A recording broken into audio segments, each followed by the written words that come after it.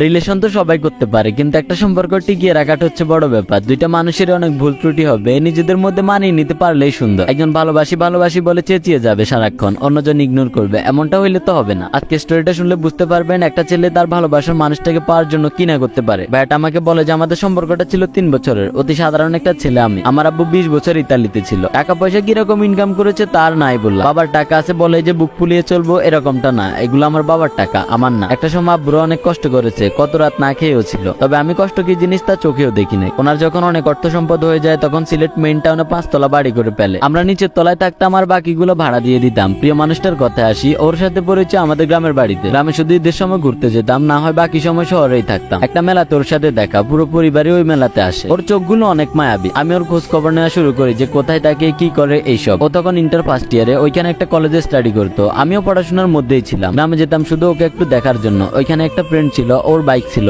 আমারও বাইক ছিল, দুজনে শুধু ঘুরঘুর করতাম। প্রিয় মানুষটার কলেজ ছুটির অপেক্ষায় থাকতাম। আমাকে অনেক ইগনোর করতো সে। শহরে কি মেয়ের অভাব আছে নাকি? তাও কেন জানি ওকে ভালো লাগতো। এটাই হয়তো ভালোবাসা। আর কত সহ্য করব? একদিন ওকে দাঁড় করিয়ে বলি যে তুমি কি জানো 48 কিলোমিটার পথ পাড়ি দিয়ে তোমার সাথে দেখা করতে আসি, সত্যি অনেক ভালোবাসি তোমাকে। ও বলে যে ভালোবাসি তো সবাই বলতে পারে, কয়দিন আমাকে আগলে রাখবা শুনি। আমি বলি যে সারাটা জীবন পর ওর নাম্বার নিই এবং আমরা রিলেশনে আসি। প্রিয় মানুষটার ফ্যামিলি মধ্যবিত্ত ছিল, এটা আমার কোনো সমস্যা নেই, তবে আমি জানতাম আমার পরিবার মানবে না। ও অনেক কেয়ার করতো আমার। একটা মেয়ে হিসেবে যতটুকু ভালোবাসার দরকার তার চেয়ে বেশি ভালোবাসতো আমায় সে। যে কাজগুলো পছন্দ করতো না ওইগুলো আমি বেশি করে করতাম, ওকে রাগিয়ে তুলতাম, আবার ওই রাগটা আমিই ভাঙাতাম। যে টাকাগুলো ওকে কলেজে যাওয়ার জন্য দিত ওইগুলো থেকে কিছু টাকা বাঁচিয়ে রাখতো আমার জন্য সে। আমি দেখা করতে আসলে হয়তো এদিক ওদিক ওকে বাইকে করে নিয়ে যেতাম, আর ঘোরাঘুরি শেষ হলে আমায় বলতো যে যাওয়ার সময় বাইকে তেল নিয়ে নিও। জোর করে পকেটে ঢুকিয়ে দিত আর বলতো যে বিয়ের পরে যেন সব কটা দিয়ে দিই হিসাব করে। আমরা 2 ভাই ছিলাম, বড় ভাইকে আব্বু দেশের বাইরে সেটেল করে দেয় আর আমাকে দেশের ব্যবসা বাণিজ্য দেখাশোনা করার জন্য রাখতো। 2019 সালের মার্চ মাসের 25 তারিখ আমার লাইফের সবচাইতে খারাপ একটা দিন। প্রিয় মানুষটার কল আসে, আমাকে ফুপিয়ে ফুপিয়ে বলে যে জান আমাকে হঠাৎ করে দেখতে আসছে, ওদের নাকি আমাকে অনেক ভালো লাগছে, কিছু একটা করো প্লিজ। আমি বললাম কেন, তুমি আমার কথা ফ্যামিলিতে বলতে পারবা না? ও বলে যে ওর ফ্যামিলির মানুষ এসব রিলেশন পছন্দ করে না, আর যদি জানতে পারে তাহলে খুব তাড়াতাড়ি অন্য কারোর কাছে ওর বিয়ে দিয়ে দিবে। আমি তখন বলি যে আচ্ছা তুমি চিন্তা করো না, আমি কিছু একটা করতেছি। আমি আমার আব্বু আম্মুর কাছে ব্যাপারটা শেয়ার করি। আম্মু রাজি ছিল, বাট আব্বু বলে যে উনি রাজি নেই সম্পর্কে, আর আমি যদি আমার প্রিয় মানুষটাকে চয়েস করি তাহলে ফ্যামিলি ছাড়তে হবে এন্ড ওনাকে ওনার সবকিছু বুঝিয়ে দিয়ে ফ্যামিলি থেকে লিভ নিতে হবে। পরে আমি অনেকটা ডিপ্রেশনে চলে যাই যে কেমনে কি করব।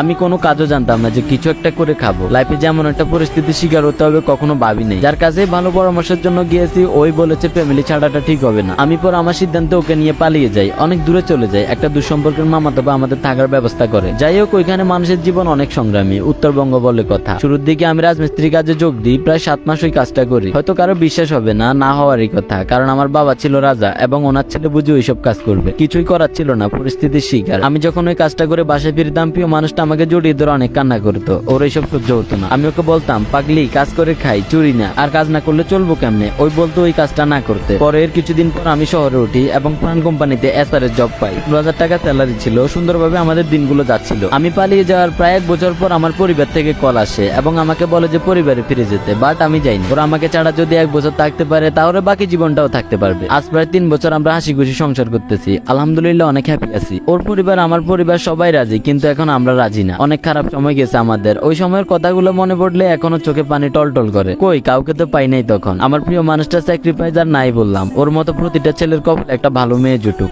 বা এটার স্টোরি